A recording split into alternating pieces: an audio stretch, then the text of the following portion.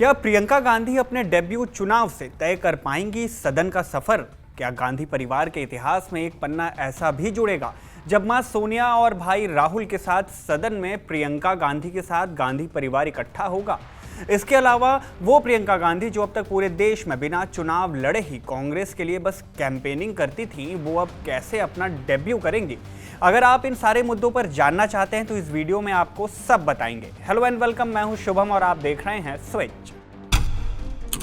इस बार के लोकसभा चुनाव में जब सोनिया गांधी की खाली हुई रायबरेली सीट से उम्मीदवारी की चर्चा तेज हुई तो उस पर गांधी परिवार के राहुल गांधी और प्रियंका गांधी में से किसी एक का नाम होने की बात कही गई।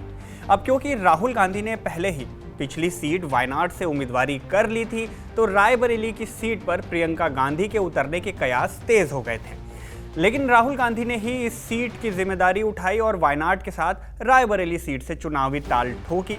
अब नतीजे जब आए तो राहुल गांधी ने दोनों ही सीट को बड़े मार्जिन से जीत लिया था। रायबरेली से जहां राहुल को 3,90,030 वोट से जीत मिली तो वहीं वायनाड से ये जीत 3,64,422 वोट से रही। खैर, इस जीत के बाद चर्चा तेज हुई कि इन दोनों सीटों में से कौन सी सीट राहुल गांधी अपने पास रखेंगे और किसे छोड़ेंगे। उस सीट से ही प्रियंका गांधी उपचुनाव में उतरेंगी और सदन का सफर तय करेंगी। ऐसा इसलिए क्योंकि representation of the people's act 1951 के सेक्शन 33 सबसेक्शन 7 में इस बारे में कुछ नियम है। ये नियम कहते हैं कि एक कैंडिडेट अधिकतम 2 सीटों से चुनाव तो लड़ सकता है, लेकिन अगर उसे दोनों सीटों पर जीत मिल जाती है तो 14 दिनों के अंदर उसे किसी एक सीट से इस्तीफा देना होगा, वरना उसकी दोनों सीटें खाली कर दी जाएंगी। खैर, चुनाव से पहले ही मीडिया एनालिसिस में भी ये बात कही गई कि प्रियंका गांधी चुनाव लड़ेंगी ही, लेकिन सीट कौन सी होगी इस पर चर्चा बनी हुई थी। लेकिन 17 जून की शाम कांग्रेस अध्यक्ष मल्लिकार्जुन खड़गे ने कहा कि राहुल गांधी रायबरेली की सीट से सांसद रहेंगे और वायनाड की सीट छोड़ देंगे। उन्होंने ये भी घोषणा की कि वायनाड सीट से प्रियंका गांधी बतौर उम्मीदवार पहला चुनाव लड़ेंगी।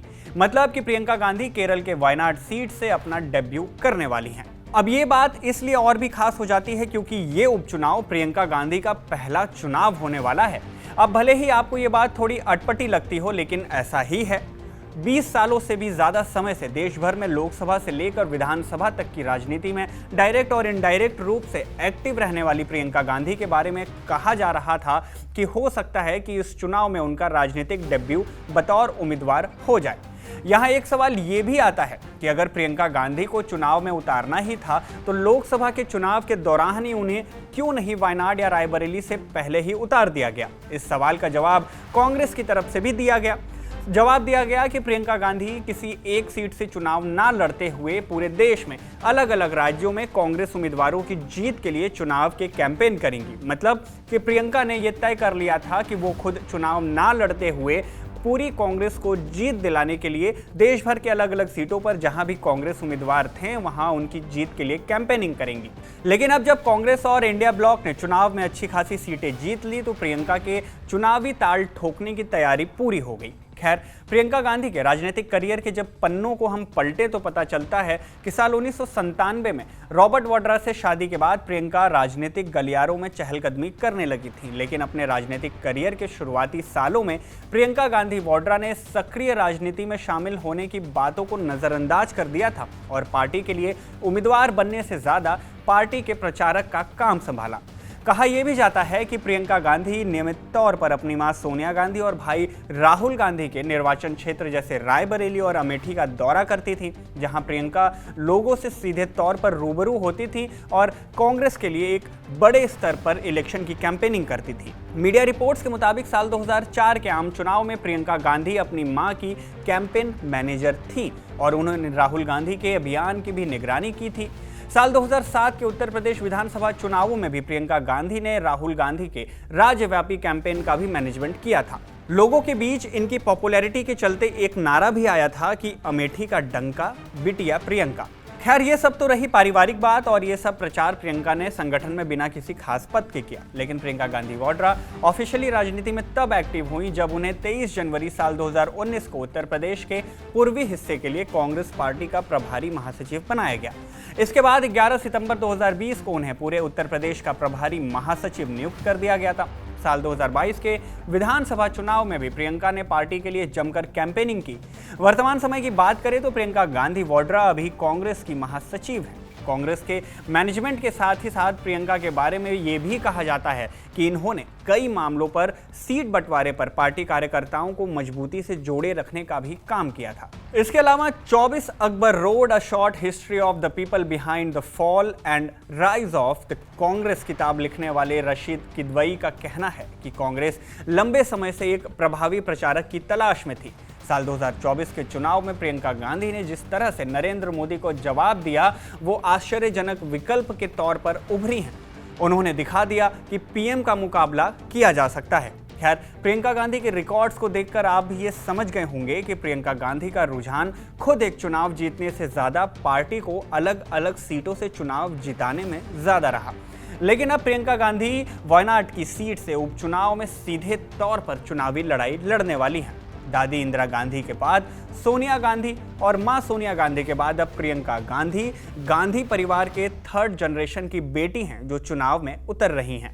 और अगर प्रियंका गांधी लोकसभा का ये उपचुनाव जीत जाती हैं तो ये पहली बार होगा कि राजस्थान से राज्यसभा सांसद सोनिया गांधी, यूपी के रायबरेली से लोकसभा सांसद राहुल गांधी और प्रियंका गांधी अगर जीत गई तो केरल के वायनाड से लोकसभा सांसद के तौर पर प्रियंका गांधी तीनों एक साथ संसद में होंगे। बात करें वायनाड की तो 1 नवंबर 1980 को स्थापित हुआ केरल का वायनाड शहर कांग्रेस और खासकर राहुल गांधी के लिए बेहद खास रहा। साल 2019 में ये वायनाड सुर्खियों में आया जब राहुल गांधी अमेठी के साथ वायनाड से भी चुनाव में उम्मीदवार बने थे। राहुल गांधी ने भी बार बार दावा किया कि वायनाड से उनका भावनात्मक रिश्ता है। ऐसा इसलिए भी क्योंकि ये सीट उनके बचाव में तब आया जब 2019 में कांग्रेस सबसे निचले स्तर पर थी। यूपी में भी उसका लगभग सफाया हो चुका था और कांग्रेस नेता ने पारिवारिक क्षेत्र अमेठी तक खो दिया था। लेकिन साल 2008 में परिसीमन के बाद 2009 के लोकसभा चुनाव में अस्तित्व में आए वायनाड लोकसभा सीट पर अभी तक 4 बार चुनाव हो चुके हैं और हर बार यहां कांग्रेस की ही जीत हुई है। जीत का ये अंतर साल 2019 में और भी खास हो गया जब राहुल गांधी ने यहां से 4.5 लाख से भी ज्यादा वोटों के साथ चुनाव में जीत हासिल की। उधर कांग्रेस की इस जीत के सिलसिले को देखकर बीजेपी आरोप लगाती रही है कि वायनाड गांधी परिवार के लिए सबसे सुरक्षित ठिकाना है जहां मुस्लिम वोटरों का सबसे सुरक्षित वोट बैंक है। खैर, अब देखने वाली बात यह है कि जिस तरह से वायनाड की जनता ने कांग्रेस और राहुल गांधी पर अपना विश्वास जताया था और भारी जनमत दिया था, क्या वही जनमत प्रियंका गांधी को उनके पहले चुनाव में मिलेगा?